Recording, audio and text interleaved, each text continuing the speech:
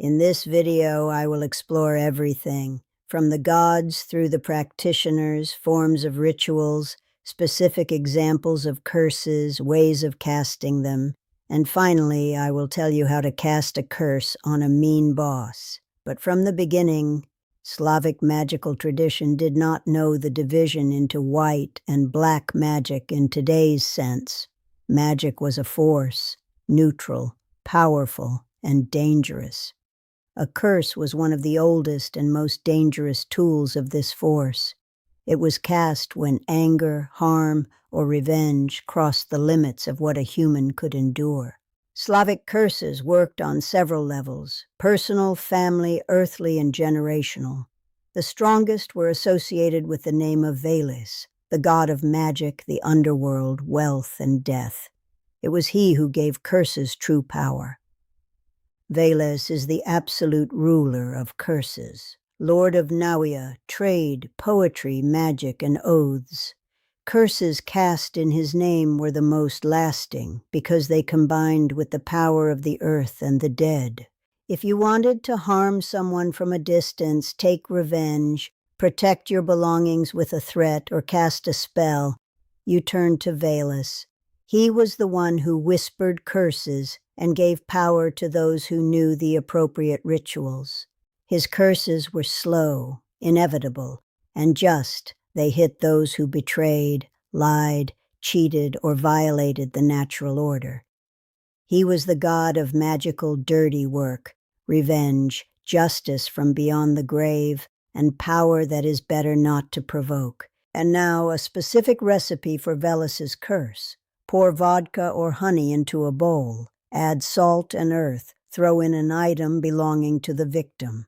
Raise your hands and utter a powerful invocation. Veles, horned lord, serpentine ruler, the one who sees in the darkness and never forgets. Accept my sacrifice and my justice. The person broke an oath, caused harm, trampled honor. Let your power flow upon them like black smoke. Let their body turn yellow like false gold. Let their mind be shrouded in mist and madness. Let their happiness wither like a tree without roots. Let their lineage feel the weight of your hand. Veles, punishing in silence, so shall it be. Pour the contents of the bowl under an oak, or bury a jar with the remains in the forest. Pour the vodka onto the ground with the words, "For you, Veles, leave without looking back." Mokosh is often associated with curses cast by women. Women had greater access to silent magic. Whispering, tying, burying. Mokosh was their patroness. Men usually invoked Veles or Perun. Women, Mokosh. The curse of infertility, the most terrible for a woman in those times. It was cast on a rival or an unfaithful husband. Let his seed be dead. Ritual. Tying a knot on a red thread from the rival's hair and burying it under the threshold. In the forest or by an old oak, a woman would come at night. She brought a gift, an egg, honey, a piece of red cloth, a comb, or a spindle. She buried something belonging to the victim in the ground. She prayed with the words, "Mokosh, Mother Earth, Moist One, the one who gives and takes away. Take fertility from her, as I lost it. Let her womb be as dry as stone. Let her children wither like dried leaves. Let her marriage be like tangled yarn. Let her suffer as I suffered." Then she poured water mixed with menstrual blood or milk onto the ground. In Slavic mythology, Chernobog occupies a special place, the darkest place. His name, literally meaning black god, inspired terror with its very sound. He was not a god who punished for sins, nor a god of severe but reasonable justice, nor was he a god who gave and took in balance like Mokosh. Chernobog was the pure incarnation of destruction, chaos, and evil. That is precisely why he became the patron of curses in the deepest, most terrifying sense of the word.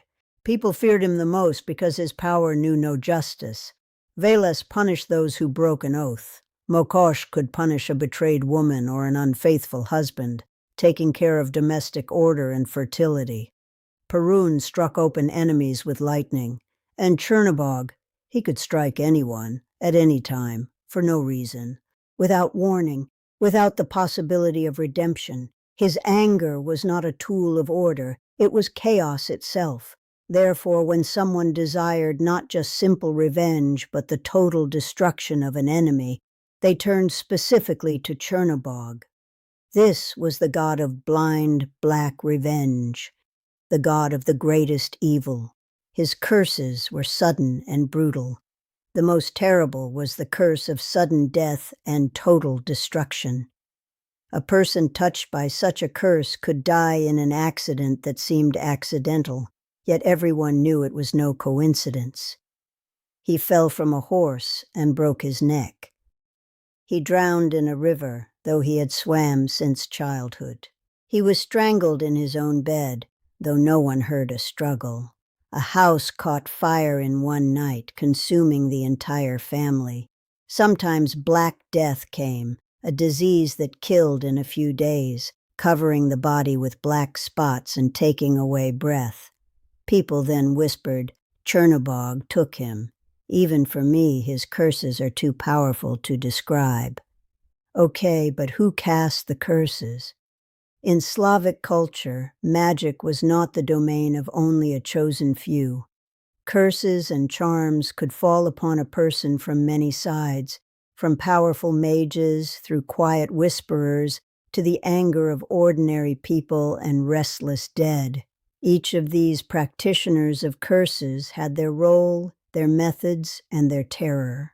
The most respected and at the same time the most feared male mages were the Volkhvs, also called Guslars. They were a living link between the world of people and Nawia, the land of the dead, over which Veles ruled.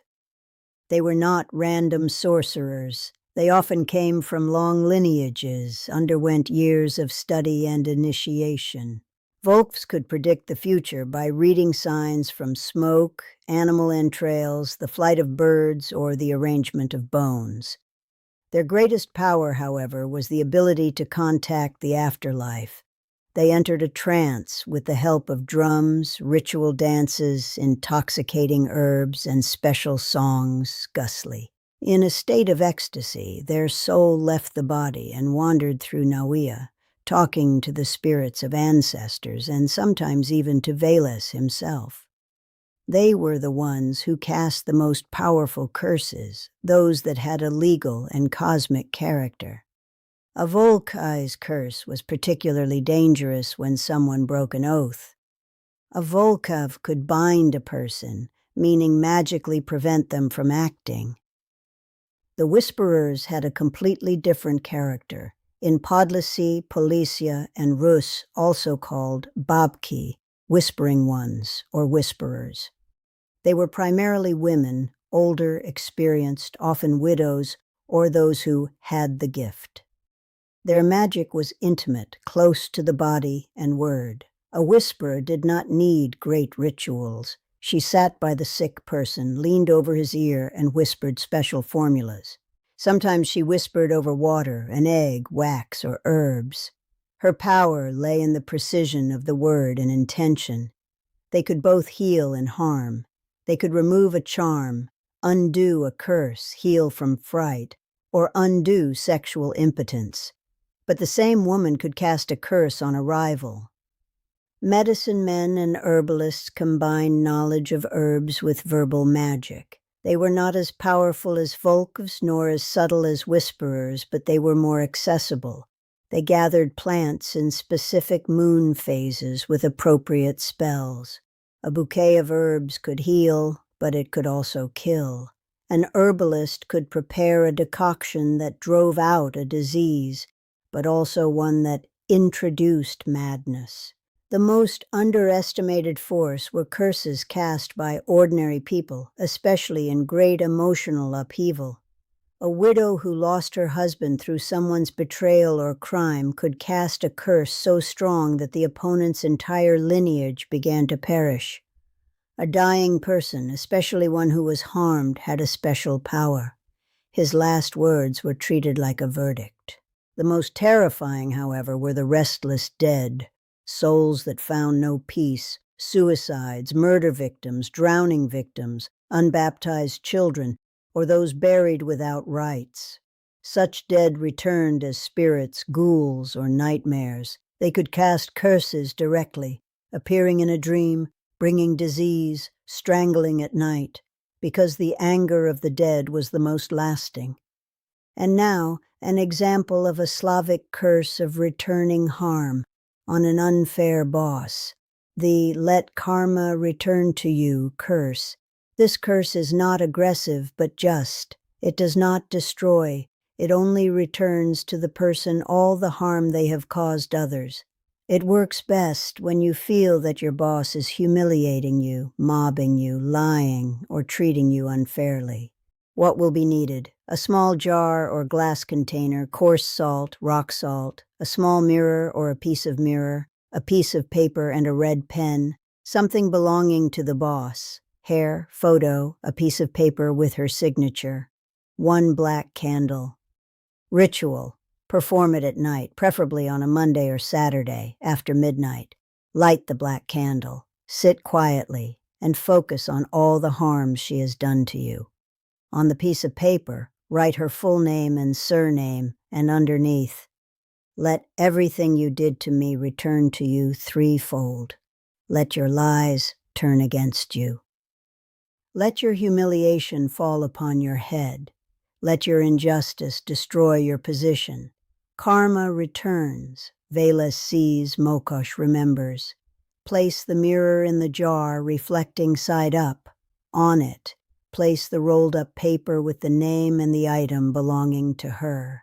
Cover everything with layers of salt, saying at each layer, "Salt cleanses and salt returns. What you sent, let it return to you. What you sowed, let you reap it yourself."